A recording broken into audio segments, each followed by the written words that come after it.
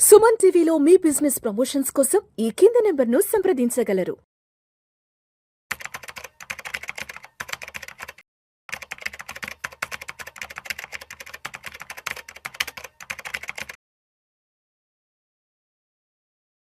Sir Pawan గారు నమస్తే sir. నమస్కారం. సార్ పవన్ గారు, ఇప్పుడు చాలామంది పేరెంట్స్ అనేవాళ్ళు వాళ్ళ ఏజ్లో ఉన్నప్పుడు సరైన ఫైనాన్షియల్ ప్లానింగ్ లేకపోవడం వల్ల, సరైన రిటైర్మెంట్ ప్లానింగ్ లేకపోవడం వల్ల ఒక 60-65 సంవత్సరాల తర్వాత, అంటే రిటైర్మెంట్ అయిపోయిన తర్వాత కూతుర్ల మీద కొడుకుల మీద ఆధారపడాల్సి వస్తుంది. ఇప్పుడు జాబ్లో ఉన్నప్పుడు నెలకు ఒక మంచి శాలరీ వస్తుంది, ఒక 2 లక్షలు రావచ్చు, 3 లక్షలు రావచ్చు ఉద్యోగం చేస్తున్నప్పుడు. కానీ రిటైర్మెంట్ అయిపోయిన తర్వాత మనకి ఎవ్రీ మంత్ వచ్చే క్యాష్ ఫ్లో రాదు. అంతకుముందు అంటే పెన్షన్ అన్న వచ్చేది, ఇప్పుడు 2004 తర్వాత నుంచి ఆ పెన్షన్ కూడా తీసేశారు. కాబట్టి రిటైర్మెంట్ తర్వాత పెన్షన్ రాకపోతే, పెన్షన్ లేకపోతే ఆ లైఫ్ అనేది ఎలా ఉంటుంది ఏంటనేది మనకు ఒక క్లారిటీ ఉంటుంది, ఊహించుకోవడానికే భయంకరంగా ఉంటుంది. సార్ ఇవాళ ఇప్పుడు ఈ రోజు ఓ సొంత ఇల్లు ఉండి అన్నీ ఇంట్లో కూర్చుని తిన్నా కూడా నెలకు ఒక 30-40 వేలు ఖర్చు అవుతుంది సార్. మనకంటూ ఒక సొంత ఇల్లు ఉండి ఆ రెంట్ మిగిలిపోయినా కూడా మిగతా మన ఇంటి ఖర్చులు, మన హెల్త్ కి సంబంధించిన ఖర్చులు ఎంతున్నా, మన ఇంట్లో మన కాళ్ళు జాపుకుని పడుకున్నా కూడా మినిమం 30-40,000 అవుతుంది కదా. మరి రిటైర్ అయ్యాక కూతుర్ల మీద కొడుకుల మీద ఆధారపడి బ్రతకకుండా ఉండాలి అంటే, మంచి లైమ్ లైట్ లో ఉన్నప్పుడు బాగా ఉద్యోగం చేసి సంపాదిస్తున్నప్పటి నుంచే చేతిలో ఒక 20 సంవత్సరాలు ఉన్నాయి మనం రిటైర్ కావడానికి అనుకున్నప్పుడు, ఎటువంటి ఫైనాన్షియల్ ప్లానింగ్ అనేది చేసుకోవాలంటారు? రిటైర్మెంట్ ప్లానింగ్ అనేది మనం చేసుకోవాల్సిన బెస్ట్ టైం ఏంటి అంటే, ఎప్పుడైతే మనకి సోర్స్ ఆఫ్ ఇన్కమ్ స్టార్ట్ అవుతుందో, అంటే శాలరీ తీసుకున్న ఫస్ట్ డే నుంచి, అంటే మన జాబ్ లో జాయిన్ ఫస్ట్ డే నుంచి రిటైర్మెంట్ ప్లానింగ్ గురించి ప్లాన్ చేసుకోవాల్సి వస్తుంది. సో దీంట్లో 2 ఫ్యాక్టర్స్ ఉంటాయండి. ఇప్పుడు ఒక పర్సన్కి 25 ఇయర్స్ ఏజ్ అప్పుడు రిటైర్మెంట్ జాబ్ వచ్చింది. సో అతను every month like 3,000-4,000 retirement plan చేసుకుంటున్నాడు. ఇంకొక అతను లైక్ నాకు ఖర్చులు ఉన్నాయి అని చెప్పేసి పోస్ట్ పోన్ చేసుకుంటూ ఒక 40 ఇయర్స్ లో ప్లాన్ చేసుకున్నాడు. సో 40 ఇయర్స్ లో అతను అమౌంట్ లైక్ 30,000-40,000 ప్లాన్ చేసుకున్నాడు. సో ఇప్పుడు మీరు 25 ఇయర్స్ అతనికి 40 ఇయర్స్ అతనికి కంపేర్ చేసుకుంటే ఇతని దగ్గర టైం ఉంది. అంటే ఇప్పుడు మన 60 ఇయర్స్ రిటైర్డ్ అనుకుంటే 25 ఇయర్స్ అతను ఆల్మోస్ట్ 35 ఇయర్స్ ఉంటుంది. అదే 40 ఇయర్స్ పర్సన్ తీసుకుంటే 20,000 ఉంటుంది.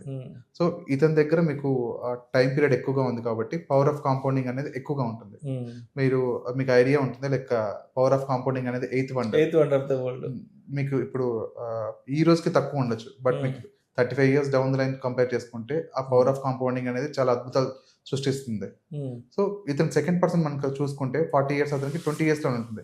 అతనికి ఆ రోజు గుర్తొస్తుంది, ఓకే నేను రిటైర్మెంట్ ప్లానింగ్ అనేది చేసుకోవాలి, నాకు ఇబ్బంది అవుతుంది అని చెప్పేసి. సో అతను 20 ఇయర్స్ లో చూసుకుంటే లైక్ ప్రీవియస్ గా ఉన్న రిటర్న్స్ అతను రాకపోవచ్చు కాంపౌండింగ్. ఫస్ట్ పర్సన్ కి మనకి రమేష్ అనుకుందాం, అతనికి మామూలుగా మీకు ఎవ్రీ 12% తీసుకుంటే, ఒకవేళ 14.87% సిఏజిఆర్ అనుకుంటే ఎవ్రీ 5 ఇయర్స్ కి అమౌంట్ డబుల్ అవుతుంది. సో సపోజ్ లైక్ ఇప్పుడు మీకు 35 ఇయర్స్ ఉంది. సో ఫస్ట్ 1 ఇయర్ 5 ఇయర్స్ కి మీకు డబుల్ అవుతుంది, 1 lakh 2 lakhs అవుతుంది. నెక్స్ట్ 5 ఇయర్స్ అంటే 2 lakhs 4 lakhs అవుతుంది. 10 ఇయర్స్ అయిపోయి నెక్స్ట్ 5 ఇయర్స్ 4-8 అవుతుంది. సో ఇప్పుడు మీకు 15 ఇయర్స్ కి 8 అయింది. నెక్స్ట్ 5 ఇయర్స్ కి 20-16 అవుతుంది.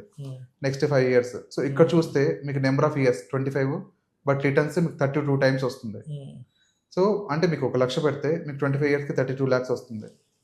సో ఈ పవర్ ఆఫ్ కాంపౌండింగ్ వల్ల మీకు ఎక్కువ అమౌంట్ అనేది వస్తుంది అనమాట. సో రిటైర్మెంట్ ప్లానింగ్ ఎప్పుడు డే 1 నుంచే స్టార్ట్ చేసుకుంటే బెటర్. ఈ రోజుల్లో జాబ్ అనేది చాలా ఎర్లీగా వచ్చేస్తుంది. 22-23 కల్లా కాలేజ్ నుంచి బయటకు వచ్చేస్తున్నారు. సో రావడం మంచి ప్యాకేజెస్తో, ఒక అట్రాక్టివ్ ప్యాకేజెస్తో, ఒక 10 lakhs 12 lakhs 15 lakhs ప్యాకేజెస్తో జాబ్స్ వస్తున్నాయి. కాబట్టి ఇప్పుడు ఉద్యోగం వచ్చిన వాళ్ళు మాకు నెక్స్ట్ ఒక 20-30 ఇయర్స్కి మేము రిటైర్మెంట్ చేసుకోవాలి అనుకుంటే, అటువంటి వాళ్ళ కోసం మనకి మ్యూచువల్ ఫండ్స్లో ద బెస్ట్ ఫండ్స్ ఏముంటాయి? ఎందుకంటే మన చేతిలో ఒక 25-30 ఏళ్ళు టెన్యూర్ ఉంది కాబట్టి, చాలా లాంగ్ రన్ టెన్యూర్ ఉంది కాబట్టి, సో మనకి ఇక్కడ ఎలాంటి ఫైనాన్షియల్ ప్లానింగ్ చేసుకోవచ్చు? ఇప్పుడు దీంట్లో 2 థింగ్స్ ఉన్నాయండి. ఒకటి మనం వెల్త్ క్రియేషన్ ఎంత ఇంపార్టెంట్, మనకు హెల్త్ కూడా అంతే ఇంపార్టెంట్. సో ఇప్పుడు హెల్త్ ఈజ్ వెల్త్ అంటారు, అంటే 2 ఉంటేనే మనం లైఫ్ అనేది ఎంజాయ్ చేయగలం. ఆరోగ్యం మహాభాగ్యం. సో మన రెండు ఉంటేనే మన లైఫ్ ఎంజాయ్ చేయగలుగుతాం. సో హెల్త్ని మనం పెంచుకోలేము. అంటే దేవుడు మనకు 20s లో ఏదైతే ఇచ్చాడో అదే హెల్త్, ఆ 60 వరకు మెయింటైన్ చేయగలిగితే మన అంత అదృష్టవంతులు ఇంకొకరు ఉండరు. అంటే బీపీ కానీ, షుగర్ కానీ, కాళ్ళ నొప్పులు కానీ ఇవేవి లేకోకుండా మెయింటైన్ చేసుకోగలరు. Next wealth. వెల్త్ అనేది ఈ రోజు ఎంతైతే ఉందో ఆ రోజు కూడా అంతే ఉంటే అప్పుడు మనం నష్టపోతాం. సో వెల్త్ అనేది పెంచుకుంటూ పోవాలి. సో అలాంటప్పుడు ఏం చేయాల్సి వస్తుందంటే మనం ఇన్వెస్ట్మెంట్ అనేది దాని తగ్గట్టు ప్లాన్ చేసుకోవాల్సి ఉంటుంది. సో వెల్త్ పెరగాలి, హెల్త్ మెయింటైన్ చేసుకుంటూ ఉండాలి. సో అలాంటప్పుడు మన బెస్ట్ మోడ్ ఆఫ్ ఇన్వెస్ట్మెంట్ ఏంటి అంటే మ్యూచువల్ ఫండ్స్ లో మనం ఇన్వెస్ట్మెంట్ చేయడం స్టార్ట్ చేసుకోవచ్చు. One of the best investment. So ఇప్పుడు మీకు పీరియడ్ లైక్ మీ రిస్క్ అపిటైట్ని బట్టి, ఇంకా మీ టైం డ్యూరేషన్ బట్టి, ఇప్పుడు మనకు కాంపౌండింగ్ అనేది 2 factors మీద డిపెండ్ అయి ఉంటుంది. ఒకటి మీకు టైం మార్జిన్, అంటే మీకు ఎన్ని ఇయర్స్ ఇన్వెస్ట్ చేస్తున్నారు అనే దాన్ని బట్టి 20-25 years. సో రిటైర్మెంట్ మీకు జనరల్గా 20-25 years మినిమం ఉంటుంది కాబట్టి 20-25 years ఉంటుంది. నెక్స్ట్ అమౌంట్ లైక్ మీకు 15,000 20,000. సో ఈ రెండింటి ఫ్యాక్టర్స్ మీద మీరు అమౌంట్ అదే కార్పస్ అమౌంట్ అనేది బేస్ చేసుకుంటుంది. మీకు ఎర్లీగా స్టార్ట్ చేస్తారు అనుకోండి, మీకు టైం డ్యూరేషన్ ఎక్కువగా ఉంటుంది కాబట్టి రిటైర్మెంట్ ప్లాన్ తక్కువగా చేసుకోవచ్చు. అంటే మీకు ఒకవేళ 5,000 ప్లాన్ చేసుకున్నాను అనుకోండి, సో 3,000 4,000లో 25 years ప్లాన్ చేసుకుంటే like you can achieve corpus fund. అదే మీరు 40-50లో ఒకవేళ మీరు 10,000 ప్లాన్ చేసుకోవాలనుకున్నా కూడా సరిపోదు. సో అలాంటప్పుడు 15,000 20,000 ఎక్స్ట్రా పే చేయాల్సి వస్తుంది, ఎందుకంటే మీకు టైం డ్యూరేషన్ తక్కువ ఉంది కాబట్టి. సో మీరు హెల్త్ని కాపాడుకుంటూ వెల్త్ని క్రియేట్ చేసుకుంటూ యాజ్ ఎర్లీ యాజ్ పాసిబుల్ రెండు మెయింటైన్ చేయగలిగితే మీ ఇంకా రిటైర్మెంట్ ప్లానింగ్ మీకు అదే రిటైర్మెంట్ అయిన తర్వాత మీ లైఫ్ని ఎంజాయ్ చేయొచ్చు. సో ఇప్పుడు ఒక చిన్న ఎగ్జాంపుల్ ఏంటి అంటే 60 years ఏజ్ వచ్చిన వాళ్ళు ఆల్మోస్ట్ అందరికీ ఒక మనవరాల్లో మనవడ ఉంటారు. సో ఒక పర్సన్ రిటైర్డ్ అయిన పర్సన్ ఎలా ఉండాలి అంటే అతను ఆ బాబుకి ఏమన్నా వస్తువులు కొనిచ్చడం, అంటే ఇప్పుడు టాయ్స్ కానీ అలా కొనిచ్చేలా ఉండాలి. అట్ ద సేమ్ టైం ఆ టాయ్స్తో ఆడుకునేలా ఉండాలి. అంటే దానికి కావాల్సిన ఒకటి హెల్త్, ఒకటి కొనడానికి కావాల్సిన వెల్త్. సో ఈ రెండు మెయింటైన్ చేసుకుంటేలా ఉండాలి. So at the same time ఇప్పుడు మనకి హెల్త్ గురించి వచ్చేసరికి ఇన్సూరెన్స్ day 1 నుంచి కవర్ అయ్యేలా ప్లాన్ చేసుకుంటే బెటర్. ఎందుకంటే మీకు ఒకసారి హాస్పిటల్ అడ్మిట్ అయితే నాకు క్లయింట్సే చాలా మంది ఉన్నారు. సో పర్ డే ఒక ఐసీయూలో చేసుకుంటే 70,000 80,000 ఉంది. ₹1,00,000 ఖర్చు అవుతుంది ఈజీగా. నాకు రీసెంట్ గా 10 రోజులు హాస్పిటల్ అంటే 10 లక్షలు అయిపోతుంది ఈ రోజుల్లో. సో అలాంటిటప్పుడు మీరు ఓన్లీ రిటైర్మెంట్ ప్లాన్ చేసుకుని నా దగ్గర ₹1,00,00,000 ఉంది కదా అని ధైర్యంతో ఉండలేరు. ఎందుకంటే ఒక్కసారి హాస్పిటల్ అడ్మిట్ అయితే ₹1,00,00,000 ఎక్కువ రోజులు ఉండదు. సో అలాంటప్పుడు మీకు ఫస్ట్ ఇన్సూరెన్స్ ప్లాన్ చేసుకోండి. మీకు ఎనఫ్ అంటే ఇన్సూరెన్స్ మళ్ళీ 5 లక్షలు 10 లక్షలు కాదు. సో ఒక 20-25 lakhs వాళ్ళ లైఫ్ స్టైల్ తగ్గట్టు అడిక్వేట్ ఇన్సూరెన్స్ ఏదైతే ప్లాన్ చేసుకోండి. Then go for wealth creation. So ఈ రెండు మీకు ఎప్పుడైనా భూకంపాలు అట్లా వస్తున్నాయి అంటారు కదా. సో మంచి ఫైనాన్షియల్ ప్లానింగ్ లో భూకంపాలు ఏంటి అంటే ఇవే. సో మనకు ఒకసారి హెల్త్ ఇన్సూరెన్స్ వచ్చింది అనుకోండి, సడన్ గా హెల్త్ ఇష్యూస్ వచ్చాయనుకోండి, సడన్ గా మొత్తం మన సేవింగ్స్ ఏవైతే ఉన్నాయో ఉన్నది ఊడ్చుకున్నది మొత్తం పోతుంది. ఆల్మోస్ట్ మన లైఫ్ ఒక 20 years వెనక్కి వెళ్ళిపోతుంది సార్. అంతే. అవును, 20 వెనక్కి వెళ్ళిపోతుంది. అంటే మన సేవింగ్స్ మొత్తం వెనక్కి లాగేసుకోవాలి ఖచ్చితంగా. ఇప్పుడు మళ్ళీ అక్కడి నుంచి స్టార్ట్ చేయాలంటే ఎవరి వల్ల కాదు, అయ్యే పని కాదు. సో దాన్ని మనం వచ్చే అనారోగ్యాలను మనం ఎలా ఆపలేము. సో దానికి మన ప్లానింగ్ ఏంటి అంటే health insurance. So health insurance అనేది మ్యాండేటరీగా ప్లాన్ చేసుకోండి. సో అడిక్వేట్ అమౌంట్ ఉండాలి. ఇప్పుడు మనం 2 lakhs 3 lakhs కాకుండా లైక్ అట్లీస్ట్ 20-25 lakhs అన్న మినిమం ప్లాన్ చేసుకుంటే మనకు అడ్వాంటేజ్ అవుతుంది. రైట్. అండ్ ఇంకోటి చెప్పండి పవన్ గారు, ఇప్పుడు చాలా మంది ఒక 50 years వచ్చాక అప్పుడు రియలైజ్ అవుతారు, అరే 50 ఏళ్ళకి వచ్చేసామే, ఎలాంటి ఫైనాన్షియల్ ప్లానింగ్ చేసుకోలేదు, రిటైర్మెంట్ ప్లానింగ్ చేసుకోలేదు, ప్రాపర్ టర్మ్ ఇన్సూరెన్స్ లేదు, హెల్త్ ఇన్సూరెన్స్ లేదని అప్పుడు రియలైజ్ అవుతారు చాలా మంది. ఆఫీస్లో ఉన్న కొలీగ్స్, తెలిసిన వాళ్ళు వీళ్ళు అడుగుతూ ఉంటే అప్పుడు ఆలోచనలకు వస్తారు. సరే ఇప్పుడు 50 yearsకి వచ్చారు, ఇంకొక 10 yearsకి రిటైర్మెంట్ అవుతారు. సో ఇక్కడ చేతిలో ఉన్న సమయం 10 సంవత్సరాలు. 50 years వచ్చాయంటే ఆల్రెడీ హెల్త్ ఇష్యూస్ స్టార్ట్ అయిపోయింటాయి. బీపీలు, షుగర్లు, కార్డియాక్ సంబంధించిన ఇష్యూస్ ఆల్రెడీ స్టార్ట్ అయిపోయింటాయి. సో మన చేతిలో ఇంకా 10 సంవత్సరాల టైం ఉంది కాబట్టి మనం ఇప్పుడు మ్యూచువల్ ఫండ్స్ ద్వారా మనం ఒక ప్రాపర్ రిటైర్మెంట్ ప్లానింగ్ చేసుకోవాలి. ఒక 10 సంవత్సరాల తర్వాత ఒక మంచి కార్పస్ మన చేతికి రావాలి అంటే ఇక్కడ రిస్క్ అపెటైట్ కూడా దృష్టిలో పెట్టుకొని, ఎందుకంటే 50కి వచ్చేసేసారు కాబట్టి రిస్క్ తీసుకునే పొజిషన్ లో ఉన్నాం. సో ఇక్కడ రిస్క్ అపెటైట్ కూడా దృష్టిలో పెట్టుకొని, సో మ్యూచువల్ ఫండ్స్ లో మనకున్న ద బెస్ట్ ఫండ్స్ ఏమున్నాయి ఒక 10 సంవత్సరాల్లో ఒక మంచి వెల్త్ క్రియేషన్ చేసి ఇవ్వడానికి. ఇప్పుడు మీకు 50 years లో ఫస్ట్ థింగ్ మనం చెక్ చేసుకోవాల్సింది ఏంటి అనేది మ్యూచువల్ ఫండ్ అదే వెల్త్ క్రియేషన్ ఒకటి, నెక్స్ట్ ఆ పర్టికులర్ టైంకి హెల్త్ ఇన్సూరెన్స్ ఉందా లేదా, ఎందుకంటే 50 కూడా ఇన్సూరెన్స్ కంపెనీస్ వచ్చి ఆల్మోస్ట్ అన్ని ఇస్తాయి. సో ఫస్ట్ థింగ్ వాళ్ళు గుర్తుపెట్టుకోవాల్సింది ఏంటి అంటే ఇన్సూరెన్స్ ఎప్పుడైనా సరే హెల్తీ పర్సన్కే ఇస్తారు. సో ఎవరైనా ఆరోగ్యంగా ఉన్న వాళ్ళకే ఇస్తారు, అనారోగ్య పర్సన్ హెల్త్ ఇన్సూరెన్స్ ఇవ్వరు. సో నాకే రీసెంట్ గా 4-5 మెంబర్స్ కి రిజెక్ట్ చేయాల్సి కంపెనీస్ రిజెక్ట్ చేశాయి. సో ఎందుకంటే వాళ్ళు ఆ పర్టికులర్ టైం కి పాలసీ ఇష్యూ చేసే టైంకి హెల్తీగా లేరు. సో లైక్ సైకాట్రిక్ ఇష్యూస్ అని చెప్పేసి, లేకపోతే హార్ట్ లో స్టంట్ వేసారు అని చెప్పి, సో డిఫరెంట్ రీజన్స్ తోటి రిజెక్ట్ చేస్తున్నారు. సో వీళ్ళందరూ అన్హెల్తీ, అంటే ఆ పర్టికులర్ టైంలో హెల్తీగా లేరు. సో 50 years వచ్చి మీరు హెల్తీగా ఉన్నారు అంటే ఫస్ట్ చేయాల్సిన థింగ్ హెల్త్ ఇన్సూరెన్స్ తీసుకోండి. 50 ఏళ్ళు వచ్చేటప్పటికి హెల్తీగా ఉంటే ఫస్ట్ ఓకే.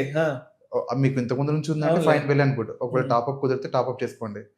లేదు ఒకవేళ మీకు లేదు అనుకుంటే ఫస్ట్ చేయాల్సిన థింగ్ హెల్త్ ఇన్సూరెన్స్ తీసుకోండి. ఎందుకంటే మీరు మీ కొడుకునో కూతురునో నమ్మితే లైక్ వాళ్ళు సపోర్ట్ చేస్తారని గ్యారంటీ లేదు. మీకు మీరు నిలబడితేనే లైక్ ఫైనాన్షియల్ గా డిపెండెంట్. ఇక్కడ ఇంకొకటి కూడా మాట్లాడుకోవాలి పవన్ గారు. ఇప్పుడు ఒక 50-55 years ఆ ఏజ్లో హాస్పిటలైజ్ అయ్యి ఏదైనా పెద్ద ఖర్చులు ఉంటే ఓ 10 లక్షలు 15 లక్షలు పెట్టాలంటే కొడుకుల పని కూతుర్ల పని కూడా అయ్యే పని కాదు సార్ ఈ రోజుల్లో. అది కూడా దృష్టిలో ఉంచుకోవాలి. చాలా మంది పేరెంట్స్ చేసే నెగ్లిజెన్స్ ఏంటంటే ఏముందిలే మేము హాస్పిటలైజ్ అయిన తర్వాత మా కొడుకో కూతురో కోడలో చూసుకుంటారు అనుకుంటారు సార్. పేరెంట్స్గా నిజంగా అది సరైన ఆలోచన కాదు. ఎందుకంటే ఓ 15 లక్షలు 10 లక్షలు పెట్టగల పొజిషన్లో మీ కూతుర్లు కొడుకులు కోడళ్ళు ఉన్నారా లేదన్నది కూడా పేరెంట్స్ ఆలోచించుకోవాలి. అవును, చాలా మంది ఏం చేస్తారు, ఏముందిలే మా కొడుకు వాళ్ళు ఉద్యోగం చేస్తారు, వాళ్ళకి ఫస్ట్ ఐడియా ఉండదు. ఒక హాస్పిటల్ అడ్మిట్ అయితే 15 లక్షలు అవుతుంది, 10 లక్షలు అవుతుంది. వాళ్ళ ఇప్పుడు పేరెంట్స్ ఎవరైతే ఉన్నారో వాళ్ళు ₹1,00,000 అయిపోతుంది, 2 లక్షలు అవుతుంది అనుకుంటారు. కానీ అడ్మిట్ అయిన తర్వాత తెలుస్తుంది వాళ్ళకి 15 లక్షలు అవుతుందో 20 లక్షలు అవుతుందో. పేరెంట్స్ అనే వాళ్ళు కూడా ఉద్యోగం చేస్తున్నప్పుడు సరైన ప్రాపర్ ఫైనాన్షియల్ ప్లానింగ్ లేకపోతే రేపు end of the day hospitalise అయ్యి ఓ 10 లక్షలు 25 లక్షలు కావాల్సి ఉంటుంటే ఆ రోజు బలైపోయేది కొడుకులు కూతుర్లు కోడలు సార్. దాంట్లో ఏమాత్రం డౌట్ లేదు. ఖచ్చితంగా. ఇప్పుడు వాళ్ళు చిన్నప్పటి నుంచి అంత కష్టపడి అంత అల్లరి ముందుగా పెంచుకొని లాస్ట్ కి ఏదైతే లైక్ శేష జీవితం అంటారు కదా, శేష జీవితంలో వాళ్ళని ఇబ్బంది పెట్టినట్టు అవుతుంది. ఎలా అంటే లైక్ ప్రతిసారి ఆ పిల్లలు వచ్చినప్పుడు గుండెల మీద తనించుకొని సో అల్లారు ముద్దుగా పెంచుతారు. సో లాస్ట్ కి వచ్చేసరికి ఆ పేరెంట్స్ కనుక సరిగ్గా ఫైనాన్షియల్ ప్లానింగ్ కానీ హెల్త్ ఇన్సూరెన్స్ కానీ ఏవైతే తీసుకోలేదో వాళ్ళు చేసిన పొరపాట్లు లైక్ వేరే వాళ్ళ మీద డిపెండెన్స్ మీద బాగా ఎఫెక్ట్ అవుతుంది. ఎగ్జాక్ట్లీ. సో అప్పుడు ఏమవుతుందంటే అది ఆ పర్టికులర్ టైంకి ఒకవేళ వాళ్ళ దగ్గర మనీ ఉన్నాయనుకోండి ఖర్చు పెట్టగలుగుతారు, లేదు అంటే ఖచ్చితంగా అది బాధ్యత కాబట్టి అప్పు చేసినా తెస్తారు. సో అప్పు చేసిన అమౌంట్ కూడా తీర్చడానికి సంవత్సరాలు పడుతుంది. అండ్ ఇంకొక విషయం కూడా గమనించాలి పవన్ గారు, మీ బంధువులు కానీ మా బంధువులు కానీ చుట్టుపక్కల ఎలా ఉంటుంది అంటే సార్, పేరెంట్స్ అనే వాళ్ళు హాస్పిటలైజ్ అయ్యి బెడ్ రెడీ అయిన తర్వాత పెద్ద పెద్ద హాస్పిటల్స్లో వైద్యం చేయించలేక, కూతుర్లు కొడుకులు అనేవాళ్ళు పెద్ద పెద్ద హాస్పిటల్స్లో వైద్యం చేయించలేక వాళ్ళు కూడా హెల్ప్లెస్గా ఉన్నప్పుడు ఇంటికి తీసుకొచ్చేస్తారు. చుట్టుపక్కల వాళ్ళు ఏమంటారు తెలుసా అప్పుడు సార్, కన్న తండ్రికో తల్లికో హాస్పిటల్లో డబ్బులు ఎక్కడ ఖర్చు అయిపోతాయి అని చెప్పి వాళ్ళకి ప్రాపర్ ట్రీట్మెంట్ ఇప్పించకుండా తీసుకొచ్చి ఇంట్లో పడేశారని చెప్తారు సార్ చాలా మంది. ఖచ్చితంగా కదా సార్ ఒక 30 లక్షలు 40 లక్షలు ఖర్చు అయితే కొడుకులు మాత్రం కూతురు మాత్రం ఎక్కడ నేను తీసుకొచ్చి ఖర్చు పెడతారు? అది ప్రాక్టికల్ గా చాలా మంది మాటకు అనేస్తారు. మాటదేముందండి, మనం ఒకసారి అంటే లైక్ పోతుంది, బట్ ఆ ప్రాక్టికల్ సిచ్యువేషన్ వచ్చినప్పుడు ఎవరికైనా ఆర్థిక పరిస్థితులను బట్టి చాలా ఇబ్బందిగా ఉంటుంది. సో ఇప్పుడు మీరన్నట్టు 30-40 lakhs ఒకరు పే చేయాలంటే అది లైఫ్ టైం, కొంతమందికి లైఫ్ టైం ఇన్కమ్ అవుతుంది. లైఫ్ టైం ఇన్కమ్ అది. సో దానికి ఆస్తులు అమ్ముకుంటారు, అప్పులు చేస్తారు, అప్పులు తీర్చడానికి కూడా జీవితంలో బంగారం అంతా అమ్ముకోవాలి, ఆడపిల్లలు బంగారం అంతా అమ్మేయాలి. ఖచ్చితంగా. సో ఇవన్నీ అవాయిడ్ చేయడానికి ఎంత తొందరగా వీలైతే అంత తొందరగా హెల్త్ ఇన్సూరెన్స్ ప్లాన్ చేసుకున్నాను అనుకోండి, సో ఇవన్నీ మీకు సేవ్ అయినట్టే కదా. సో ఇవన్నీ లేనిపోని ఖర్చులే కదా. సో మీకు ఆరోగ్యం గురించి అవగాహన ఎప్పుడైతే మీకు వస్తుందో లైక్ 50s కానీ ఎర్లీ 30s కానీ, సో డే 1 నుంచి లైక్ నెగ్లెక్ట్ చేయకుండా ఎంత త్వరగా వీలైతే అంత త్వరగా చేసుకోవడం బెటర్. సో దట్ మీరు నెక్స్ట్ జనరేషన్కి ఏవైతే బర్డన్ లేకోకుండా సాఫీగా మీ రిటైర్మెంట్ అనేది ప్లాన్ చేసుకోవచ్చు. Right sir. Thank you sir. Thank you so much Pavan garu. Thank you. So parents అనే వాళ్ళు మంచి ఏజ్లో ఉన్నప్పుడు, వాళ్ళొక 30s లోనో 40s లోనో ఉన్నప్పుడు వాళ్ళు కనుక ప్రాపర్ ఫైనాన్షియల్ ప్లానింగ్ చేసుకోకపోతే రేపు రిటైర్మెంట్ అయిన తర్వాత వాళ్ళు ఎలా ఇబ్బందులు పడతారు, దాని తర్వాత వాళ్ళ పిల్లలు ఎటువంటి ఇబ్బంది ఎదుర్కోవాల్సి వస్తుందని దాని గురించి చాలా చక్కగా తెలియజేశారు. So thank you so much sir. Thank you.